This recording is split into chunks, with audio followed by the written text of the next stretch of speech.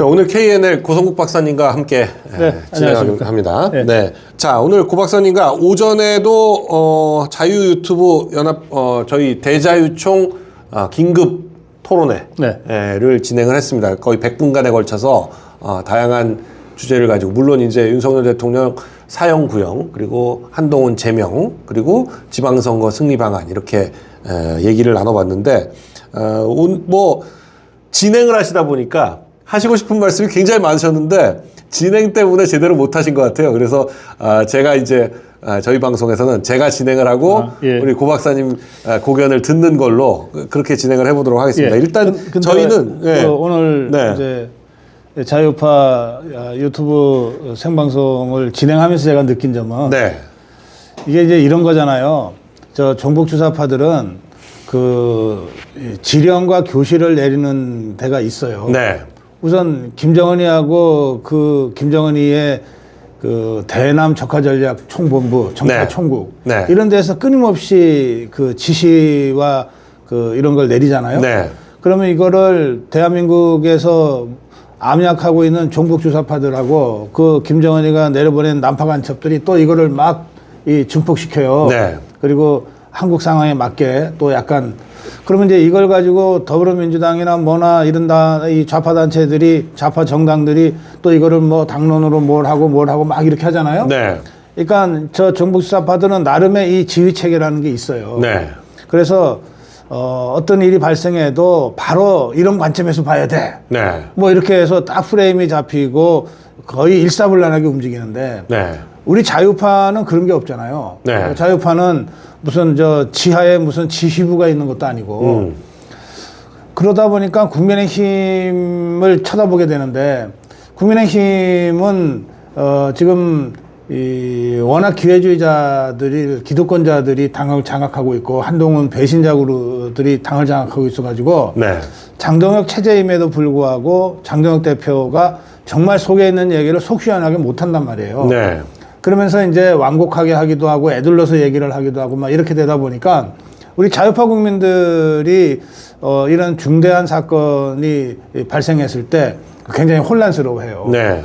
근데 이제 저희들 나름대로는 뭐 저희들이 무슨 대단한 존재라서가 아니라 우리 자유파 유튜브들이라도 좀 공동으로 한 목소리를 내면서 그때그때 이 전국 상황에 대한 입장 정리를 좀 우리끼리라도 하자, 이런 취지로 오늘 긴급 생방송이 잡힌 거잖아요. 그래서 지금 이 댓글을 보면서 이런 것들이 정말 필요하구나. 우리 그 자유파 유튜버들이 한 목소리를 내도 생각이 다른 분들은 당연히 있을 수 있죠. 그러나 입장 없이 좀 혼란스러워하는 분들은 어느 정도 정리가 되는 것 같거든요. 그래서 우리 강용석 부회장이나 이영풍 회장님께서 좀 이런 이 공동 토론회를 그때그때 중요 사안이 있을 때마다 좀 신속하게 그렇게 좀 주관과 주체를 좀 해주셨으면 좋겠다. 그런 말씀을 제가 꼭 드리고 싶습니다. 지금 저희도 사실 방송하면서 이게 이제 유튜브의 매력이긴 하지만 그냥 즉각적으로 댓글을 보는 거 아닙니까? 그렇습니다. 보통 이제 언론사 기자들은 자기 기사 올리고 그다음에 이제 댓글도 어떻게 올라오나 한참 있다가 이제 지켜보는 거잖아요. 그것과 즉자적으로 반응하는 이 댓글과의 굉장히 또 차이가 있습니다. 실시간 쌍방향이라고 하는 거는 아무나 못하는 겁니다. 그러니까 저희 이게 그 방송을 해보면 이 댓글을 안 보면서 이렇게 발언하는 것과 이거 댓글을 보면서 방송하는 것과 이게 차이가 나요. 전혀 다르죠. 저도 아까 고 박사님 방송에 가서 발언할 때는 댓글을 안 보고 발언을 하니까 그냥 쫙 얘기하거든요. 그런데 오늘 지금 이 자리에서 방송할 때는 이 댓글을 보게 되니까 확실히 영향을 받아요. 이게 댓글 안 보려면 유튜브 할 필요가 없죠, 사실은. 생방송으로. 저게 그 생방송의 묘미죠. 생명이니까. 이게 여기서 이제 차이가 나는 건데, 사실 지금 그 종북 주사파와 지금 자유파의 차이를 말씀해 주셨는데, 저쪽은 어찌 됐거나 간에 옛날부터, 저는 옛날에도 그 얘기 듣고 깜짝 놀랐었는데 예전에 DJ가 주변 사람들한테 그걸 봐라, 그러니까 쉽게 말하면 그 북한 방송 들어라, 그런 얘기를 했었다는 얘기를 꽤 많이 들었었거든요. 그러니까 그러니까 그들은 하여간 어떤 사안이 국제적 사안이든 국내 사안이든 북한 쪽에서 어떻게 보고 있는지를 굉장히 신경을 쓰는 거예요. 그대로 따라하든 안 따라하든 간에. 그렇죠. 예, 그건 뭐 아시는 분은 다 아는 얘기 아닙니까? 그러니까요. 예, 근데 우리는 사실은 그동안 그런 역할을 뭐 솔직히 말해서 예전에는 조선일보 사설과 조선일보가 그런 역할을 해왔었죠. 뭐 일정하게. 네, 일정하게 했어요. 아침에 그걸 보면서 네. 많은 분들이 오피니언 리더들이 그걸 의견을 정리하고 그러면서 일단 그 의견 그 언론이 그러니까 여론이 정리돼가 나갔었는데 네. 지금은 그들이 그런 어젠다 세팅 능력을 뭐 완전히 잃어버려요. 완전 상실했습니다. 완전 상실했습니다. 아무도 읽지도 않고 보지도 않으니까 네. 그게 사실 그 언론의 영향력이라는 게 안 봐버리면 그만이잖아요. 그렇습니다. 예, 연예인이 제일 창피한 경우가 자기가 누군지 설명해야 되면 그건 연예인이 아닌 거잖아요. 예. 그런 것처럼 지금 그런데 지금 누가 과연 그러면 여론을 선도하느냐? 그걸 놓고 지금 네. 저희들은 어찌됐거나 혼란스러우신 많은 분들을 위해서 저희들끼리라도 의견을 네. 주고받으면서 의견을 정리할 수 있도록 하는 그런 기회를 마련하겠다라는 말씀을 드리는 거고요. 네. 자, 그래서 오늘 몇 가지 주제를 얘기를 해볼 텐데 일단 이란 문제에 대해서 네. 좀 얘기를 나눠봐야 될 것 같은데 지금 뭐 저 뉴스가 온갖 언론들에 다 나왔는데 네. 그 이란의 모델이 한국에 와가지고 2000 뭐 이웃집 찰스인가 뭐 그런 예. 방송이 있는데 다문화가정 KBS에 네, 네. 거기 이제 처음 출연하면서부터 상당히 알려진 이란 모델인데 저 이란 모델이 유튜브에 한 50만 되더라고요 구독자가. 근데 유튜브에서 이란 지금 상황에 대해서 그러니까 본인이니까 너무도 잘할 거 아니에요. 탈북민들이 그 북한 사정 잘 알듯이 이란에서 온 분이니까 몇 년 전에 온 분이니까 얼마나 이란 사정을 잘 알겠어요. 이란 지금 인터넷도 끊기고 전화도 끊기고 모두 끊기고 사망자가 엄청나게 발생하고 있다 그러니까 이란에 대해서 좀 관심 좀 가져달라라고 하는데 너무 기가 막힌 건 마두로 체포는 그 난리를 치던 이 좌파들이 네. 이란에 대해서는 입도 뻥끗 안 해요. 그러니까요. 예. 아니 근데 이란은 이슬람교니까 이슬람 혁명이고 이슬람이니까 좌파하고는 근본적으로 성향이 다른데 왜 좌파들이 이란에 대해서는 또 저렇게 마치 그 동맹국가처럼 이란이 지금 미국과 수십 년간 적대적 관계잖아요. 네. 그러니까 이제 좌파들 생각으로는 미국과 싸우니까 이란은 우리 편. 뭐 그런 거죠. 그러니까 그러면 좌파들은 카다피의 예. 리비아나 그러니까 ISIS 그 IS의 그 아랍이나 그렇습니다. 다 이제 연대해야 된다 이렇게 생각을. 그러니까 좌파 것들의 기본 바탕에는 세계혁명론이 깔려 있잖아요. 네. 그러니까 미국에 반대하고 이스라엘에 반대하면 그러면 자기네 편인 거죠. 네. 그러니까 지난번에 이란하고 이스라엘 전쟁 벌어지고 뭐 하마스가 공격을 하고 막 이렇게 했을 때도 이스라엘 편든 좌파들은 하나도 없어요. 네. 뭐 겉으로 표현했건 뭐 속으로 생각을 했건 다 반 이스라엘. 민노총은 친팔레스타인 팔레스타인 깃발 들고 다녔어요. 대놓고 하는 자들도 있잖아요. 네. 그러니까 지금 이란의 하메네이는 미국에 아주 정면으로 적대적으로 싸웠던 자 아닙니까? 네. 그리고 미국에 대항해서 핵무기 갖겠다고 수십 년간 지금 하고 있는 자니까 당연히 심정적으로나 현실적으로 하메네이를 응원할 거예요. 좌파들은. 네. 특히 저 이란을 미국에 반대한다는 이유로 중국이 엄청나게 중공이 지원했잖아요. 네. 또 푸틴도 지원하고 있거든요. 네. 그러니까 좌파들은 자기네 한 통속이라고 생각하는 거죠. 네. 그래서 하메네이의 저 독재와 폭정과 학살에 대해서는 지그들이 눈 감고 있는 것 같아요. 네. 그런데 조금 전에 우리나라에서 활동하는 이란 모델에 대한 말씀도 하셨지만 전 세계적으로 지금 미국의 한 이란 여성이 하메네이 사진을 불을 붙여서 담배 불을 붙인 이 사진이 뭐 그야말로 지금 상황을 압축적으로 보여주는 것인데 하메네이 이 독재 정권은 이미 이란 국민들로부터 완전히 지금 배척되고 있습니다. 이제 그런 상태에서 지금 이게 이제 이런 식으로 포스터처럼 나돌고 있습니다. 그 동영상뿐만 아니라. 근데 이제 이란을 보면요. 예전에 이 호메이니가 그 신정 정치로 독재를 할 때 그때 그 전에 있었던 정부가 팔레비 왕정인데 팔레비 왕정은 친미 정권이었거든요. 그러니까 이 팔레비 왕정을 무너뜨리면서 저 호메이니가 이제 독재를 틀어쥐고 그 후계자가 지금 하메네이 아닙니까? 근데 그 팔레비의 장남인 레자 팔레비가 있더라고요. 저는 네, 미국에서 아마 망명생활을 했던 모양인데. 근데 이제 지금 레자 팔레비가 뭐 보면 이란 사람들이 이제 시위를 하다가 죽잖아요. 그러면은 한 2, 3일 있다가 장례식을 하면은 장례식 때 더 많은 사람들이 나와서 또 시위를 하다가 더 많이 죽어요. 그러면 그 다음에는 더 많이 죽은 사람들의 유가족들이 다시 또 장례식을 하면서 더 많이 죽거든요. 이런 식으로 해서 1년 내내 그런 일들이 반복되다가 결국은 정권이 무너지더라고요. 그러니까 지금 이게 홍콩하고 좀 양상이 다른 것 같아요. 홍콩은 중공군이 무력으로 진압을 해버리니까 그냥 그 홍콩 민주화운동이 결국은 이제 쓰러졌는데 그때는 미국이 적극적으로 개입하기가 어려웠잖아요. 이거 어쨌든 중공을 직접 상대해야 되니까. 만약에 군사작전을 하더라도 중공군과 직접 싸워야 되니까 쉽지 않았는데 이란은 지금 그런 건 아니거든요. 그리고 더구나 마두로 체포작전을 통해서 미국의 군사력이 이게 우리 일반인들이 상상하는 것보다도 훨씬 뛰어넘는다는 걸 우리가 다 보게 됐잖아요. 그래서 지금 하메네이가 뭐 이 보도에 따르면은 뭐 6,000명이 죽었다, 12,000명이 죽었다, 적어도 확인된 바로는 100명 이상은 확실하게 지금 사망자가 난 것 같고 막 이런 상황인데 이런 상황에서 하메네이가 그 시위대에 참가하는 것만으로도 잡아서 사형시키겠다 막 이렇게 지금 협박하고 있지 않습니까?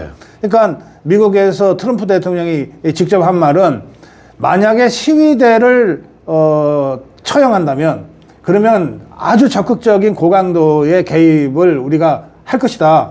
이렇게 엄중 경고를 하면서 적어도 더 이상의 이란 국민 피해는 없어야 된다. 이런 그 마지막 경고 같은 거를 했거든요. 근데 저는 베네수엘라 마두로 체포작전도 보면 수많은 경고를 하면서 그냥 종이 호랑이처럼 말로만 경고한 게 아니라 실제로 준비를 했단 말이에요. 그리고 그 앞에 그 항공모함을 딱 대기시켜 놓고 8월부터 시작해가지고 거의 5개월 동안 봉쇄작전을 계속했습니다. 그러면 지금 이란에 대해서는 뭐 수십 년간 사실은 미국에 적대해온 이란이기 때문에 유사시 호르무즈 해협에 항상 항공모함이 한 적도 있어요. 유사시 군사행동에 대한 뭐 1, 2, 3, 4, 5, 6, 7, 8 안들이 다 있단 말이에요. 그리고 말씀하신 대로 호르무즈 해협은 세계 원유 유통의 그 딱 목줄에 해당되는 것이기 때문에 너무너무 중요한 전략지라서 항공모함이 상주하고 있거든요. 그러니까 트럼프 대통령의 결심만 쓰면은 저는 뭐 1시간 후라도 호메네이는 이 세상에서 사라진다고 좀 봅니다. 그럴 정도의 일촉즉발 상황이 지금 계속 전개되고 있고 그래서 마두로 체포 직후에 그 다음 순서가 누구냐 김정은이가 될 거냐 이재명이가 될 거냐 막 이런 얘기들이 뭐 세간에서 떠들었는데 그 두 번째가 하메네이가 될 가능성이 매우 높다. 그리고 지금 미국이 군사행동 준비하면서 쿠바 문제를 아주 구체적으로 지금 거론하고 있거든요. 그러니까 이 미국 입장에서는 베네수엘라가 바로 뒷마당이었듯이 쿠바도 바로 뒷마당이잖아요. 그러니까 이거부터 정리하고 그다음에 수십 년간 끌어왔던 이란 핵 문제를 포함해서 이란 신정 독재 정치를 끝장내야 되겠다. 이게 뭐 너무 많은 사람들이 죽어가니까 그 다음 순서가 김정은이 될 수도 있고 이재명이가 될 수도 있다. 그런 나름의 판단들을 지금 미국 정부가 트럼프 대통령이 하고 있는 것 아니냐 그런 느낌까지 제가 받습니다. 지금 이 이란 사태와 관련해서 트럼프가 얘기하고 있는 게 이제 그 직접적으로 이란 정권이 시위대 군중들한테 발포하거나 처형하거나 뭐 하는 것들에 대해서 계속 경고를 날리면서 또 이란과 거래하는 국가들에 대해서 25% 긴급관세를 매기겠다. 그랬죠. 라는 거를 아예 뭐 대통령 영어에다가 사인을 했는지 모르지만 하여간 일단 그걸 했어요. 그랬더니 언급했습니다. 언급했습니다. 그랬더니 중국이 제일 발작을 하고 나섰어요. 중국이 사실 지금 이란 원유의 거의 80%를 중국이 수입하고 있다는 게 뭐 공통적인 견해인데 그렇게 되면 지금 중국 보고 이란 원유 수입하지 말란 얘기인데 아니 돈 더 내고 투입하면 되지.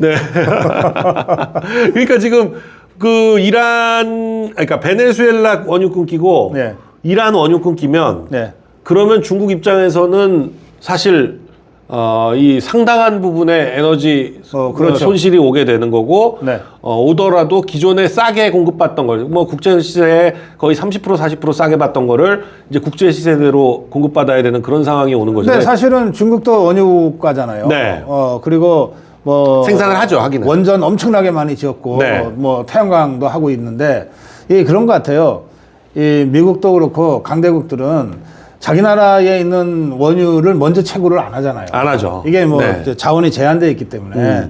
그러니까 다른 나라에서 보유하고 있는 매장된 원유부터 먼저 사들이는 자기네가 것이고요. 생산하거나 그 매장하고 있는 거는 네. 그냥 창고에 쌓아놓은 거라고 생각하는 거죠. 그러니까요. 네. 유사시에나 꺼내 그러니까 쓰는. 중공도 이제 그렇게 하고 있는 거니까 이런 식의 관세 압박이 중국 경제를 바로 뭐 목을 비틀 정도까지는 아닐 거라고 생각합니다. 네. 중국도 급하면은 지금 원유 채굴하겠지. 네. 그런데 이것은 중공뿐만 아니라 이 이란과 이렇게 무역하거나 교통하는 나라들이 중공만 있는 거 아니잖아요. 네. 그러니까 적어도 중공이나 푸틴 빼놓고는 이 트럼프의 이 경고에 네. 다들 반응하지 않을 수 없어요. 네, 그 경고한 국가들 나열되어 있는 걸 보니까 중국, 러시아, 북한은 당연히 앞에 들어있는 네. 건 당연한 거라고 생각하는데 네. 저머니가 있고 네. 사우스 코리아도 들어가더라고요. 있죠. 네, 네. 우리도 사실은 이란한 원유를 그 좀 이렇게 그 비밀리 많이 수입을 하는 나라 중에 하나잖아요. 네. 네, 그래서 사우스 코리아도 들어가기 때문에 네. 이게 그 어떤 식으로 이걸 해석해야 되냐를 놓고 또 뭐 설왕설래가 있더라고요. 네, 뭐 안 해야죠. 네. 그리고 뭐 다른 거 다 떠나서 저렇게 자기네 나라 국민을 수백 명이든 수만 명이든 지금 마구 학살하고 있는 정권하고 어떻게 거래를 합니까? 네. 예. 그거는 트럼프 대통령의 그 경고가 없더라도 우리 네. 스스로 판단해서 일단 이란 정부와는 거래하지 않겠다. 네. 이런 걸 치고 나가는 게 맞는데. 사실 그 이란 원유 수입하는 거는 그 미국이 경제제재나 유엔의 경제제재에서도 네. 예외로 그동안 취급을 해줬었거든요. 그렇습니다. 근데 이번에는 이걸 문제를 삼을 것 같은 그래서 그런 분위기인 것 같아요. 윤석열 대통령이었다면 바로 이런 이 반인권 범죄를 저지르고 있는 하메네이 정권에 대한 강력한 비판이 나오고 네. 그리고 필요하면 후속 조치도 들어갔을 거예요. 이게 이제 이재명이가 지금 권력을 틀어주고 있으니까 아마 진퇴양난에 빠지게 이게 될 지금 이란과의 수출 수입 액수인가요? 예. 이란과 그러니까 그동안 그래도 이 수입이 저 수입이 지금 다 원유 수입이잖아요. 원유를 수입하는 건데 원유 수입을 알게 모르게 이란과 많이 해왔는데 2025년에는 그래도 굉장히 줄였네요. 굉장히 줄이긴 했었습니다. 네. 지금 우리가 이란과의 무역 거래를 보면 우리가 흑자거든요. 네. 그러니까 이제 우리는 이제 주로 수출은 뭐 기름을 많이 사오고 하니까. 그다음에 네. 우리가 여러 공산품 이런 걸 네. 이제 수출을 하잖아요. 네. 우리는 이제 원유를 수입하고 근데 이제 원유를 수입하면 우리가 돈을 줘야 되잖아요. 네. 그 돈이 지금 한동안 그 동결이 돼 있었어요. 네. 그래서 이제 이란은 이제 핵무기 때문에 그런 거예요. 네. 그러니까 유엔 제재에 우리가 동참하기 위해서 그 이란한테 줘야 될 대금을 동결시켰는데 이란은 그동안 그걸 갖고 한국 공산품 사는 데 쓸 수 있도록 좀 해주라. 네. 라고 계속해서 요청을 한 게 벌써 10여 년 됐어요. 네. 그러니까 이제 그런 이란과의 어떤 그 관계, 역사적 관계가 있습니다. 네. 그러니까 그런 점들이 이 어떤 경우에도 이와 같은 반인권, 반인륜 범죄를 정당할 수는 없잖아요. 네. 그러니까 윤석열 정부였으면 벌써 조치가 나와도 나왔을 것이다. 네. 그렇게 좀 제가 아쉽게 말씀드리는 거죠. 네, 이란 사태가 어떻게 흘러갈지 좀 지켜봐야 되는데, 뭐 미국이 베네수엘라처럼 즉각적인 군사적 개입을 할지 아니면 조금 더 지켜볼지 여부는 좀 그리고 봐야 될 것 같습니다. 네, 뭐 잠시 후에 다시 자세한 말씀을 드릴 기회가 있을지 모르겠는데 이게 이제 그 마두로를 체포하고 이란의 하메네이를 압박하고 네. 이제 이 일련의 과정에서 보면 미국이 내세우고 있는 대의 명분이라고 하는 게 있지 않습니까? 네. 대의 명분이라고 하는 게 자유민주주의, 인권, 종교의 자유 이런 거거든요. 그런데 이제 어제 하루 동안에 우리나라에서 어떤 일들이 벌어졌냐? 트럼프 대통령이 이재명이 불러다가 직접 얘기했던 그 미치광이 잭 스미스와 같은 특검. 네. 그 미치광이 잭 스미스와 같은 내란 특검이 윤석열 대통령한테 사형을 구형했잖아요. 네. 또 그런가 하면 이 교회에 대한 압수수색이나 이런 그 무도한 짓에 대한 그 종교자유 침해 문제를 트럼프 대통령과 미 국무부가 여러 차례 공개적으로 경고했거든요. 네. 그런데 어제 정광훈 목사님을 덜렁 구속시켰어요. 이것들이. 네. 그러면 트럼프 대통령 입장에서는 이렇게 생각할 거예요. 마두로도 여러 차례 경고했는데 이것들이 말을 안 듣고 무시했다. 그래서 더 이상 까불지 마라 하고 군사작전 했는데 네. 하메네이에 대해서도 여러 차례 경고했는데 말을 안 들으니까 직접 군사작전을 지금 검토하고 있는 것 아닙니까? 네. 그러면 이재명이는 뭐 다르냐 말이에요. 이재명이는 트럼프 대통령이 직접 백악관까지 불러서 그 두 가지 문제를 가지고 구체적으로 경고를 했잖아요. 네. 했는데도 뭐 이재명이는 제가 한 게 아니고 특검이 구형한 겁니다라고 변명할지 모르지만 네. 그렇게 따지면은 정광훈 목사 구속도 제가 한 게 아니고 무슨 어디 검찰이 한 겁니다 이렇게 핑계를 둘러대겠지만 네. 그러나 그건 뭐 눈 가리고 아웅인 것이고 트럼프 대통령 입장에서는 내가 몇 달 전에 분명히 불러서 경고했는데 이것들이 더 나가네. 네. 그러면 트럼프 입장에서 마두로 체포한 다음에 그 대통령 직무대행하는 부통령한테 한 말이 있잖아요. 네. 그래 까불어 봐라 어떻게 되나 보자. 파포 이 파포를 이재명을 향해서 얘기하지 말란 법이 없다는 거예요. 네. 그래서 어제 있었던 우리 자유파 국민들 입장에서는 정말 말도 안 되는 그 터무니없는 그런 이야기들이 우리 자유파 국민들뿐 아니라 트럼프나 전 세계 자유파 진영의 지도자들 입장에서도 이건 도저히 받아들일 수 없는 이재명 종북주사파 권력의 포갑이다, 네. 폭정이다 이렇게 저는 바라보고 있을 거라고 생각합니다. 네, 좀 자연스럽게 얘기가 넘어갔는데 이제 어제 윤석열 대통령에 대해서 사형 구형이 나왔는데 윤 대통령은 구형하는 걸 그래서 약간 미소를 지었다는 거예요. 네, 뭐 씩 웃었다 네, 그러죠. 씩 웃었다. 네. 네. 그게 도대체 저희가 아침에도 얘기를 했지만 이게 이걸로 기소할 때부터 이 법정형량 자체가 사형 아니면 무기로 돼 있는 죄이기 때문에 특검이 네. 우리가 보통 언론에서 보도하기를 내란 특검이라고 보도하잖아요. 네. 그러니까 내란을 전제로 한 특검이에요. 네. 그러면 내란을 전제로 한 특검이니까 당연히 내란죄가 성립된다고 기소한 거 아니겠어요? 네. 그럼 내란죄가 성립이 되면 이 우두머리에 해당되는 윤석열 대통령한테 특검이 할 수 있는 것은 사형이거나 무기밖에 없어요. 구형 네. 자체가. 네. 그러니까 이제 윤석열 대통령은 구형은 검찰이 하는 거니까 저것들은 분명히 사형을 구형할 것이야. 네. 라고 예상을 대통령만 아니라 모든 사람들이 다 예상을 네. 했어요. 네. 그러니까 예상대로 사형 구형이 나오니까 그냥 씩 웃어버리는 거고요. 네. 그리고 윤석열 대통령은 지금 거기서 양형을 갖고 따지는 게 아니에요. 네. 아니 내가 좀 잘못은 했는데 그래도 사형은 너무하잖아요. 무기는 너무하잖아요. 한 10년형으로 줄여주세요. 이런 차원이 아니라니까요. 네. 내가 무슨 내란을 해. 1, 2, 3 비상계엄은 대통령의 합법적인 통수권 행사야. 네. 이게 어떻게 죄가 되는 거야. 라고 무죄를 주장하고 각하를 주장하는 거거든요. 네. 그러니까 그런 윤석열 대통령 입장에서는 이 내란 특검이라고 하는 것들이 사형을 구형하든 무기징역을 구형하든 그게 무슨 차이가 있겠냐 말이에요. 네. 그러니까 너희들 한번 해봐라.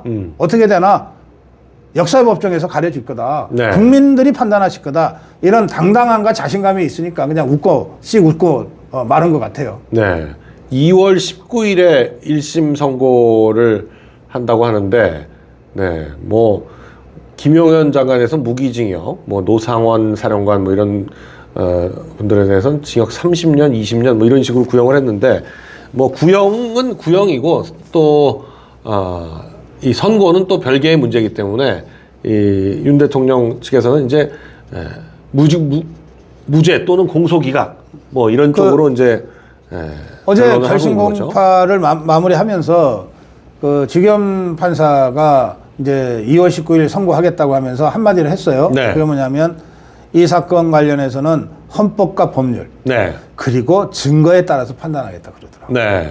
그러면 헌법과 법률은 우선 증거를 따진 다음에 적용할지 말지를 결정하는 거니까 네. 이제 출발은 증거에서부터 시작되는 거 아니에요. 네. 그런데 어제 윤석열 대통령의 최후 진술에서도 나왔지만 곽종건이나 홍장원이 같은 이 허위 사실들 거짓말들을 가지고 여기까지 왔다. 네. 하면서 그동안 이른바 내란 재판 형사 사건 재판에서 계속해서 그 증거를 가지고서 윤석열 대통령과 변호인단 측이 싸워왔잖아요. 네. 또 김용현 장관과 그 변호인들도 그 증거를 가지고 싸워왔잖아요.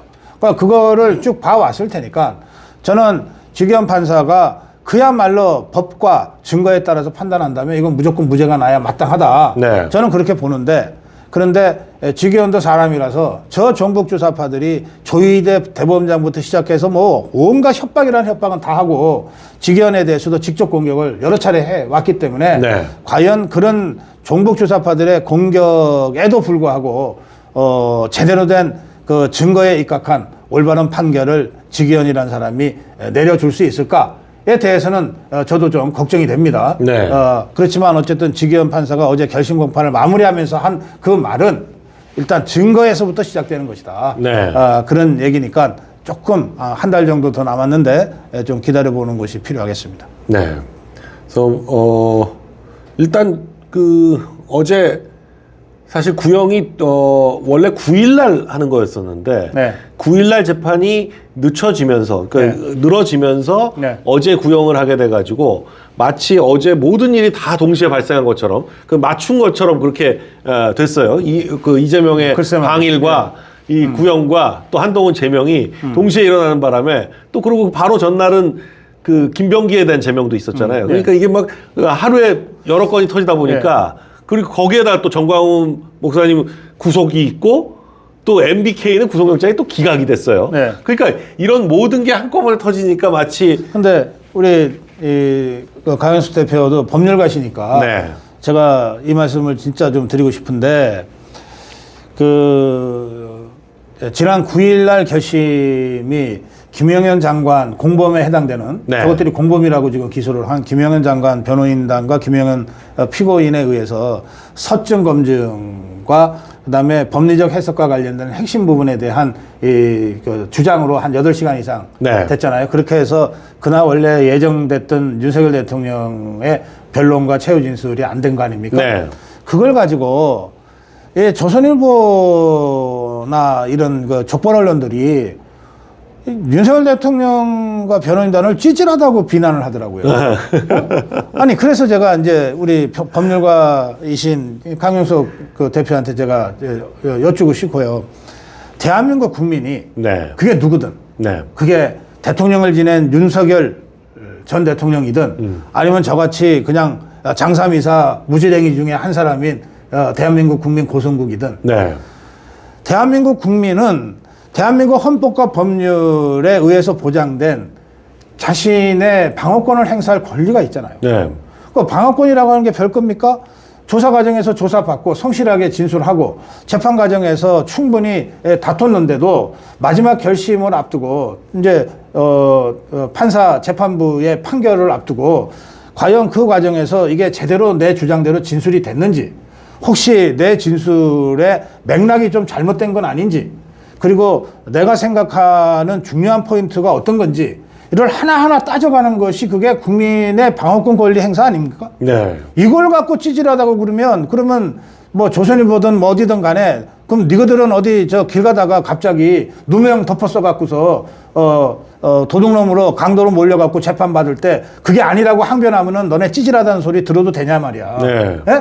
아니, 그러니까 언론이라고 하는 것들이 어떻게 이런 식으로 아무리 이것들이 이재명이 겁나서 눈치 본다 하더라도 이렇게 깔겨놓을 수가 있냐. 이거는 뭐 글 쓴 것도 아니에요. 그냥 대리 깔겨놓은 거라고 저 봅니다. 어떻게 이럴 수 있냐 이 말이에요. 그만큼 지금 그런 태도를 보이기 때문에 조중동이 국민의 버림을 받고 있는 거죠. 그럼 지금 누가 봐도 지금 정권의 비위를 맞추기 위해서 기사의 뭐 분위기나 편집이나 뭐 이런 것들이 완전히 지금 정권 눈치만 보는 거 아니에요. 이게 지금 그러다 보니까 저희가 처음에 얘기한 것처럼 이 조중동이 이 자유우파로부터 선택을 이제 받지 못하고 버림받았다 이렇게 보여집니다. 그런데 뭐 윤석열 대통령 사건에 대해서 저희가 뭐 할 말은 많지만 이 정도 하겠다는 말씀을 드리고 자, 저는 사실 이 한동훈 징계 문제가 사실 장동혁 대표가 이 자유우파들한테 약속했던, 대표가 되면서 약속했던 것 중에 굉장히 큰 것 중에 하나다라고 보거든요. 이 배신자에 대한 응징이 없이 또 이렇게 뭐 좋은 게 좋다 이런 식으로 넘어갔다가는 그게 무슨 뭐 화합이든 연대든 통합이든 간에 그렇게 넘어갔다가는 이 배신의 역사를 도저히 청산을 못하고 자유우파는 그냥 늘 뭐 서로 물고 뜯고 배신하고 이게 그냥 어떤 자유우파의 DNA처럼 돼버릴 가능성이 있는데 이번에야말로 그걸 정리해 나가는 과정이다. 아, 그렇습니다. 네, 저는 그렇게 보고 있습니다. 아까 저 공동 생방송에서 우리 강윤석 대표가 그런 취지로 이번 한동훈 단계 사태 징계, 한동훈 제명이 굉장히 중요하다 이렇게 네. 강조하셨는데 지금 말씀하신 대로입니다. 자, 우리가 뭐 지난 10년을 돌이켜 보면 우리가 합법적으로 선출해서 아무 죄도 없는 박근혜 대통령이 탄핵되는 데는 김무성이하고 유승민 일당들의 집단적 배신이 있었잖아요. 네. 그런데 그 이후에 김무성, 유승민 일당들을 우리가 스스로 징치를 못했어요. 네. 국민의힘이 오히려 그것들한테 다시 포위되고 장악돼 버렸어요. 네. 그 홍준표가 지 선거 이기려고 하는 욕심으로 뒷문을 다 열어주고 바른정당에 갔던 자들을 배신자들을 전부 다 받아들였잖아요. 네. 그래서 제대로 척결하지 못하고 넘어와 버렸어요. 그러다 보니까 이 국민의힘에서는 이 배신을 해도 그 줄만 잘 쓰면은 다시 공천받고 또 배치달 수 있겠구나. 지금 뭐 심지어 그 바른정당의 대표였던 이혜우는 지금 저쪽 가서 장관 지명된 거 그렇죠. 아니에요? 육선하는 자들이 다 네. 그때 배신했던 자들이 많거든요. 네. 자, 그리고 이제 이 윤석열 대통령이 또 배신당했어요. 네. 그런데 이번에는 장동혁 대표 체제가 이 한동훈을 징치하는 거거든요. 네. 한동훈을 척결하는 거거든요. 그러니까 지난 10년간 배신의 배신을 계속 당하면서 한 번도 제대로 이걸 척결하지 못했던 우리 자유파의 정말 창피하고 부끄러운 역사가 있어요. 네. 이 역사를 끊어내는 이 징계란 말이에요. 네.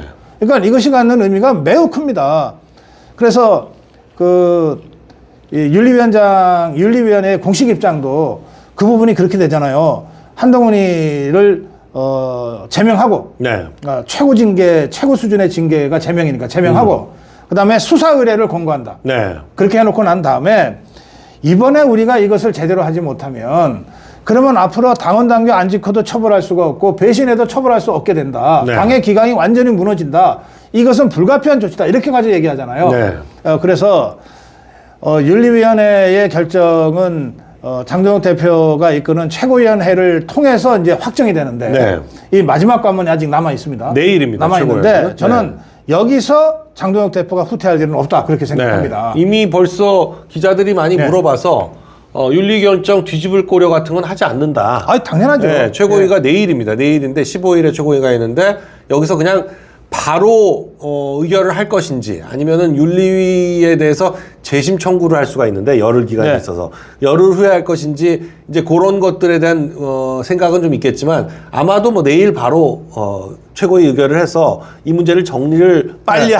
하려고 하지 않을까 싶습니다. 그리고 지금 네. 당무감사위원회 그 위원장과 윤리위원회 위원장이 다 이 법률가들이고 헌법학자들이고 네. 특히 이 사이버 관련의 범죄에 정통한 네. 분들이에요. 네. 그러니까 이분들이 우리 자유파 국민들의 이 마음 같아서는 그냥 하루아침에 그냥 어떻게 했으면 좋겠다는 말씀들을 많이 하셨지만 언뜻 보기에 좀 이 시간을 좀 많이 끌었는데 네. 그 시간을 끈 이유가 이제 다 드러났어요. 네. 저 한동훈이 저게 예전에 이준석이가 막 가처분 신청하면서 그냥 진흙탕으로 만들던 것과 같이 지저분하게 당을 상대로 뭐 소송을 걸고 어쩌고 저쩌고 하면서 시간을 끌고 당을 진흙탕으로 다시 끌어들이려고 할 거다. 네. 그러니까 어떤 경우에도 그런 트집이나 빌미를 주지 않기 위해서 모든 절차를 100% 완벽하게 밟느라 보니까 시간이 걸렸던 거예요. 네. 그래서 이제 그 당에서도 자신 있게 얘기하지 않습니까? 뭐 한동훈이가 가처분 신청하는 건 지 마음이지만 가처분 신청한다고 해서 걸릴 게 하나도 없다. 네. 우리가 완벽하게 절차를 마감했다. 네. 이렇게까지 얘기하고 있거든요. 심지어는 오전에 아침에 나왔던 그 보도자료와 그 결정문에 네. 있던 내용 중에 네. 한동훈이 작성했다라고 단정적으로 얘기한 부분까지 네. 요거는 뭐 그렇게 보이지만 그건 뭐 작성한 것은 확인되지 않았다라는 정도로 또 네. 수정까지 했더라고요. 예. 그 확인되지 않았다라고 해가지고 그 사유 부분에서 정정을 했어요. 왜냐면 네. 그것도 꼬투리 잡힐까봐 저 한동훈이 내가 작성하지 않았다라고 하면서 이거 수사기관에 가서 확인될 때까지는 징계하면 안 되는 거다 이런 핑계를 댈까봐 네. 그것까지도 정정을 했더라고요. 그래서 저 한동훈이 저것도 어쨌든 뭐 검사 출신이니까 네. 윤리위원회의 결정문을 보면 쥐가 어떻게 파고들 틈이 하나도 없다는 걸 쥐도 알 거예요. 네. 그러니까 이제 한동훈 똘마니들 할 수 있는 거는 떼쓰는 것밖에 없어요. 네. 그래서 벌써 아침부터 당사 앞에 예. 진을 쳤더라고요. 아, 그러니까. 네. 예. 진을 쳐서 뭐 어떻게 한동훈 살려내라 그러려고 또 막 하는 모양인데 굉장히 뭐 규모나 세가 이 그동안과는 달라 보인다. 네. 이게 막상 뭐 제명하면 뭔가 대단하게 뭐 할 것 같이 했는데 뭘 별로 이렇게 조직적인 움직임이 보이지 않아요. 네. 그리고 의총 열자고 뭐 몇 명이 주장하는 모양인데 네. 지금 그렇게 한 거예요. 네. 또 의총이라고 하는 거는 현역 의원을 제명할 때는 의총을 거치지 않으면 안 돼요. 네. 당헌 당규상 그렇게 돼 있어요. 근데 평당원에 불과한 한동훈이 제명하는데 의총 연 적이 있습니까? 네. 평당원 제명하는데 의총 열어요? 네, 말이 안 되는 거죠. 무슨 택도 없는 소리들을 하고 있어. 네. 지금 김병기 제명을 위해 가지고 이 민주당은 이제 의총을 열어 가지고 제명을 해야 그러니까 되지만 그렇게 의총을 네. 거치고 싶었으면 지난번 전당대회 출마해서 당대표 자리를 꽤 찼어야지. 네. 그걸 몰랐다면 바보인 거고. 네. 지금 저들은 하여간 뭔가 좀 한동훈계에 대한 뭐 미련이 있는 건지 지금 뭐 그런 것 같은데. 근데 어제 네. 또 정말 웃기지도 않은 모임이 하나 있었다 그래요. 네. 그게 뭐냐면 상인고문단. 네, 오세훈이가 네. 오세훈이가 한남동에 그 서울시장 관사가 있잖아요. 네. 거기에다가 상인 고문이라고 하는 사람 9명을 불렀대요. 네. 그래놓고서 이 상인 고문단이 무슨 입장문을 발표한 것도 아니에요. 네. 그냥 한동훈이가 오세훈이가 언론 플레이 한 것 같아요. 그냥 언론 플레이를 쭉 보면 그 상인 고문 중에 누군지 모르겠는데 그 이름이 안 나오니까 네. 뭐 이렇게 돼서 장동혁이가 한동훈이를 제명해서 쫓아내면 네. 선거에 질 거다. 그렇게 되면 당이 어려워지는데 그렇게 되면 그 빈 자리를 오세훈 당신이라도 채워야 된다. 네. 뭐 이런 따위의 얘기들이 막 있어요. 저는 그게 상임 고문단 전체의 의견은 절대 아니라고 믿습니다. 네. 왜냐하면 언론에 그 보도된 9명의 상임 고문단 이름을 보니까 네. 대여섯 명은 나도 모르겠어요 누군지. 네. 하도 오래된 사람이라서. 뭐 신영균, 유준상, 최병국인데 예. 저런 분들은 그런 얘기를 안 했을 예. 거고 제가 볼 때 정의화 근데 아니 정의하는 네. 저 모임에 없어요 보니까. 안 나왔나요? 예. 정의하는 없어요. 저 사진에 보면 정의하가 없잖아요. 네. 예. 그런데 그 9명 모였다고 하는 고문 중에 한 분은 네. 며칠 전에 저한테 전화해서 제가 당 상임 고문으로 있다. 네. 고 박사 입당을 축하한다 그러더라고. 반가워서 전화했다고. 네. 아니 그러니까 저 오세훈의 언론 플레이는 정말 황당한 거예요. 네. 그러니까 저 얘기는 뭐냐면 저것들이 한동훈, 오세훈, 이준석 이것들이 다 저들끼리 막 모여서 뭐 하잖아요. 네. 거기에 왜 이 김부수까지 끼어들어갖고 러브샷까지 했는지 모르겠는데 네. 이제 이렇게 하다 보니까 저것들은 장동혁이 공동의 적이야. 그래서 장동혁이를 어떻게든 끌어내려야 되는데 지방선거 전까지는 못 끌어내릴 것 같아. 네. 자유파 국민들이 워낙 압도적으로 지지하고 장동혁 때문에 입당해서 책임당원 한다는 사람들이 수십만 명이잖아요. 네. 그러니까 지방선거 전에는 못 끌어내리니까 지방선거 후에 선거 지고 나면 끌어내리고 바로 비대위로 돌입해서 한동훈이든 오세훈이든 뭐 이렇게 하자. 네. 이런 계산을 지그들끼리 하는 것 같아. 그래서 저것도 그냥 단순히 상인 고문도 아니고 그 중에서도 원로들인 것 같네요. 아니 그러니까 그 자리에 있었던 분들 평균 연령이 91세라니까. 참. 네. 그러니까 한동훈 똘마니들, 오세훈 똘마니들의 이 잔머리가 얼마나 천박하고 저질스러운 것인지를 아주 전형적으로 딱 보여주고 있는 겁니다. 네. 그러니까 저거는 오세훈이 자기가 하고 싶은 말을 상임 고문 빌려가지고 시켜서 한 거예요. 그래서는 한 거죠. 상임 고문들을 내세워서 기자회견 같은 걸 한 것도 아니야. 그냥 네. 언론 플레이를 해버린 거예요. 네. 그러니까 말도 안 되는 네. 그야말로 어제 할 수 있는 그냥 언론 플레이를 한 거죠. 예. 마치 오세훈 입장에서는 한동훈한테 끝까지 챙겨줬다. 뭐 이런 티를 내려고 한 거 아닌가 싶을 정도인데. 네. 그게 왜냐면 그렇게 되면 한동훈 똘마니들이 뭐 별건 아니지만 좀 있잖아요. 네. 그것들이 이제 한동훈이가 쫓겨나면은 정치적으로는 의미가 없어지니까 오세훈한테 가서 오세훈한테 간다. 네. 야, 내가 있다 여기. 네. 한동훈 똘마니들은 나한테 와라. 뭐 네. 이거 지금 메시지 주는 거지. 지금 그러니까 배현진, 박정훈 서울에 또 많잖아요. 서울에 뭐 서울에 많죠. 네.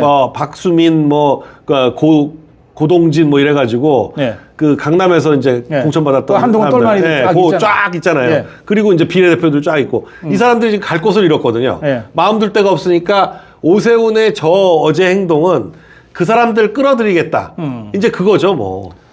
한동훈은 오세훈이가 좋겠네. 네. 뭐 오세훈이가 워낙 그 무슨 이른바 계보라고 하는 게 거의 없어요. 네, 새가 맨날 없어요. 지 혼자서 왔다 갔다 네. 했거든. 네. 근데 이제 한동훈 똘마니들을 지 밑에 두면은 갑자기 계보가 생기는 거 아니야? 갑자기 어이구 오세훈이 좋겠네.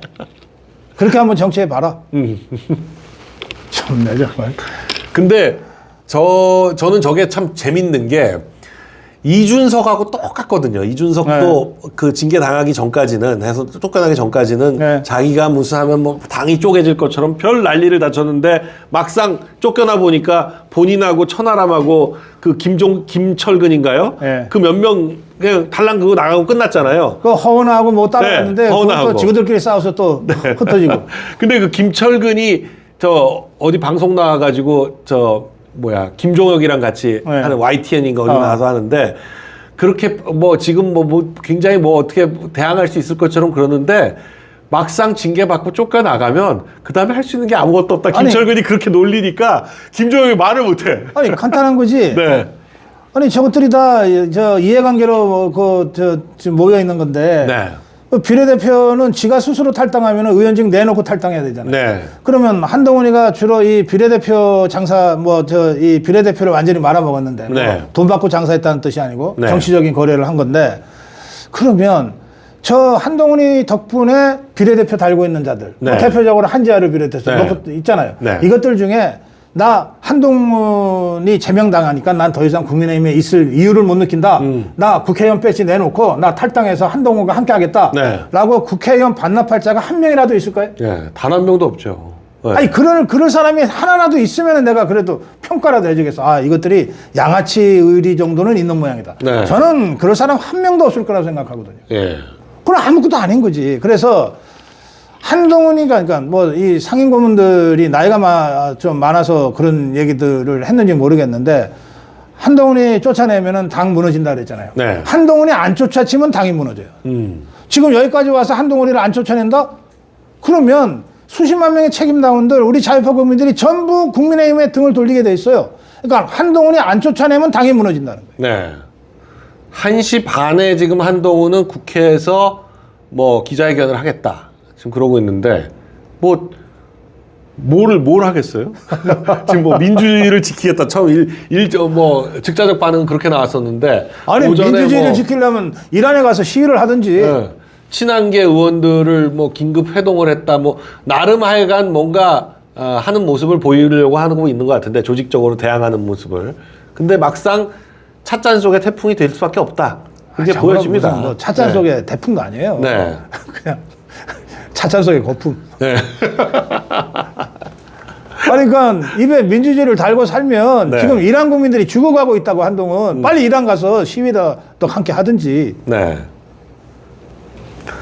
자, 오늘 한동훈, 윤석열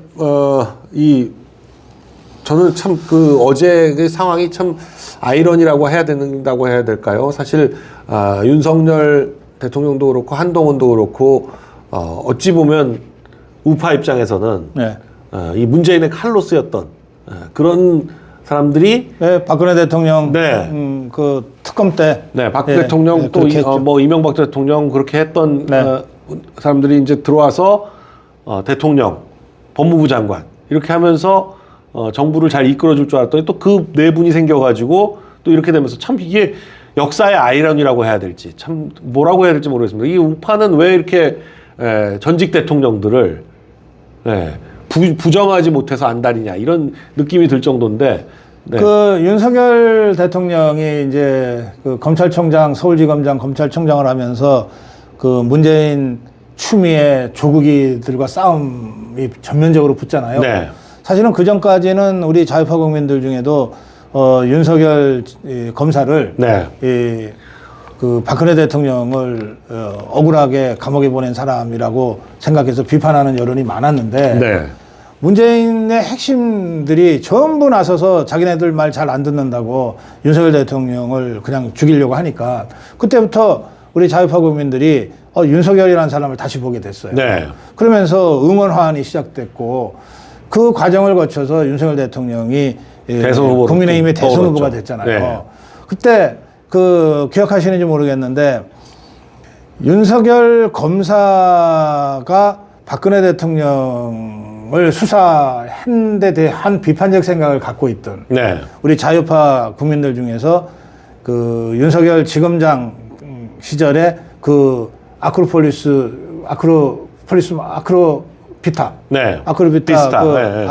집에 앞에 가서 시위했다가 그 구속됐던 사람이 있잖아요. 김상진. 우리 신자유연대 김상진 단장. 그때 계란 2개 갖고 갔다가 하나는 깨져서 버리고 하나 갖고 있다가 감옥에 갔다 왔는데. 근데 그 김상진 단장이 또 검찰청 앞에서. 김상진 단장이 가장 먼저 윤석열밖에는 없다. 저 종북주사파 이 문재인 이재명 세력과 싸워서 자유파의 진영에서 대통령이 될 수 있는 사람은, 그래서 자유파 자유민국을 수호할 수 있는 사람은 윤석열밖에 없다고 생각하고 가장 먼저 열지대라고 하는 팬클럽을 만듭니다. 그래서 지금도 윤석열 지킴이를 위해서 서초 법원 앞에서 또 이 구치소 앞에서 계속해서 시위와 행진을 하고 있잖아요. 그러니까 우리가 박근혜 대통령 탄핵 때 윤석열 당시 검사가 했던 일에 대해서는 언젠가는 저는 윤석열 대통령이 당신의 입으로 좀 얘기하고 정리할 필요가 있다고 생각합니다. 그런데 그 이후에 윤석열 그 후보가 우리 국민의힘에 들어와서 대통령이 되고 난 다음에 2년 7개월 동안의 그 대통령 직무 과정에서 보여준 자유파로서의 어떤 원칙과 아주 그 원칙을 지켜나가기 위한 강단 있는 모습. 에 대해서 비판하는 자유파 국민들은 하나도 없어요. 대통령 시절에 임기 중에 했던 일이라든지 정책이라든지, 누구보다도 자유파다. 그리고 뭐 모든 그 담화문이라든지 성명이라든지 뭐 보면 그렇습니다. 자유를 이렇게 강조했던 대통령이 없어요. 그렇습니다. 그래서 그 윤석열 대통령과 그 윤석열 대통령 사실은 뭐 한동훈이 저거는 뭐 동료였다 그러던데. 거의 무슨 어디 올 데 갈 데 없는 애 그 거둬 키우듯이 했던 그 한동훈이, 그래서 윤석열 대통령이 아니었으면 법무부 장관은 무슨 꿈도 꾸밀 수 없는 자인데, 그리고 이 자가 비대위원장이 돼서 온통 막 공천 전횡을 하고 다 말아먹었잖아요. 이랬던 이 배신자의 그 말로가 윤석열 대통령은 자유파의 대통령으로서 대한민국 수호하기 위해서 발동했던 1, 2, 3 계엄으로 사형 구형을 받은 바로 그날 이 배신자 한동훈이는 당에서 제명됐다. 공교롭게가 날짜가 겹쳤지만 그러나 이것이 바로 역사다. 역사의 어떤 이 필연적인 법칙이 이런 방식을 통해서 관철되고 있다. 저는 윤석열 대통령이 생물학적으로도 사형받을 일이 없다고 생각하지만 정치적으로도 저는 부활한다고 생각하고 이미 부활했다. 아니 윤석열 대통령 덕분에 우리 1, 2, 30 청년 세대들이 거의 처음으로 우리 자유파 정당의 열렬한 지지자들이 됐잖아요. 이런 적이 한 번이라도 있습니까? 그러니까요. 70여 년의 우리 자유파 정당 역사에 기억이 없잖아요. 그러니까 이미 윤석열 대통령은 우리 자유파의 마음속에 부활해 있고 그리고 1, 2, 30 청년 세대들의 마음속에 부활해 있다. 윤석열 대통령 우리 함께하고 있다. 이렇게 생각합니다. 저는. 그 반면에 그 윤석열 대통령을 등에서 칼을 꽂고 그래서 결국은 이 대한민국을 저 종북주사파들한테 갖다 바친 이 희대의 배신자 부역자 이 한동훈이는 우리 자유파 입장에서는 양이 안 차지만 한동훈이 장동혁 대표 체제로서는 할 수 있는 최고 수준의 척결을 했다. 네. 예, 제명과 수사의뢰니까. 네. 예, 그런 어떤 그 역사의 어떤 큰 갈림길이 어제 있었던 일이다. 예, 네. 그런 말씀을 좀 드리고 싶습니다. 네. 그래서 이 사실 역사적으로 뭐 예수님도 그 12사도 중에 한 명이었던 유다한테 유다한테 배신을 당하니까요. 이게 배신자가 왜 배신자가 있는 걸 몸을 몰랐냐 못하느냐 이건 뭐라고 할 수가 없는 거예요. 배신하는 사람이 배신하는 걸 어떻게 하겠어요. 그리고 또 예수님은 그랬어요. 너희들 중에서 나를 배신할 것이다. 네. 그리고 또 절대 배신하지 않겠습니다. 한 베드로한테 날이 새기 전에 3번 나를 부정할 것이다. 네. 그러면서 십자가에 매달리시잖아요. 네. 예, 역시 예수님은 사람은 아닌 것 같아요. 네. 네. 하여간 저는 요즘 이 우리나라에서 펼쳐지고 있는 이 정치 상황을 보면, 야, 진짜 역사적인 장면을 우리가 목격하고 있구나라는 그렇습니다. 게 정말 느껴지는데, 이 역사적인 흐름이 과연 이제 어떤 방향으로 흘러가게 될지, 그게 이제 귀추가 주목이 되죠. 역사 흐름이 격동이거든요, 지금. 네. 그러니까 저 같은 이 정치를 공부하는 사람 입장에서는 요즘과 같은 이 정말 아주 격동하는 정치 상황이 좋은 연구 재료도 되고 공부 소재도 되지만, 네. 그러나 이제 자유파 국민의 입장에서 볼 때는 이 격동에 쓸려가느냐, 네. 아니면 이 격동의 어떤 역사 흐름, 격동의 정치 흐름을 내 것으로 만드느냐, 굉장히 중요한 차이입니다. 네. 격동에 쓸려가면은 이 자유파가 중심을 잡기가 어렵습니다. 반면에 이 격동에도 불구하고 우리 자유파의 핵심 가치, 자유민주주의, 대한민국 수라고 하는 이 가치를 딱 붙잡고 이 격동의 흐름 속에서도 우리가 취해야 될 것들이 있고 우리가 더 강력하게 단죄해야 될 것들이 있잖아요. 네. 그걸 하려면 차분해져야 돼요. 냉정해져야 됩니다. 정말 냉정하게, 무서울 만큼 냉정하게 이 격동의 흐름 속을 헤쳐가면서 탈을 구별해줘야 돼요. 네. 우리 편과 적들을 구별해줘야 되고 전략적인 어떤 그 행동과 전술적인 행동들을 구별해낼 수 있어야 돼요. 네. 그런 점에서 정말 얼음장처럼 날카롭고 차디찬 이성이 필요하다. 네. 이 격동을 헤쳐나가려면 감성만으로는 안 된다. 네. 그 점도 제가 좀 말씀드리고 싶습니다. 네. 지금 고 박사님이 무슨 의도에서 이런 말씀을 했는지 우리 시청자분들이 다 이해하실 걸로 생각이 듭니다. 네. 지금 너무 일희일비 하시는 분들이 있는데 우리가 그렇게 일희일비 해가지고 될 것이 아니라 냉정하고 차분하게 현 정국을 지켜보고 방향을 결정해 나가야 된다. 이런 말씀으로 우리가 늘 이해합니다. 말씀드리잖아요. 네. 우리 선배들한테 맨날 그런 얘기 듣잖아요. 가슴은 뜨겁게, 네. 머리는 차게. 네. 그래야 싸움에서 이길 수 있다. 네. 네. 오늘 KNL 고성국 박사님과 함께한 방송 여기까지 하도록 하겠습니다. 대단히 고맙습니다. 감사합니다.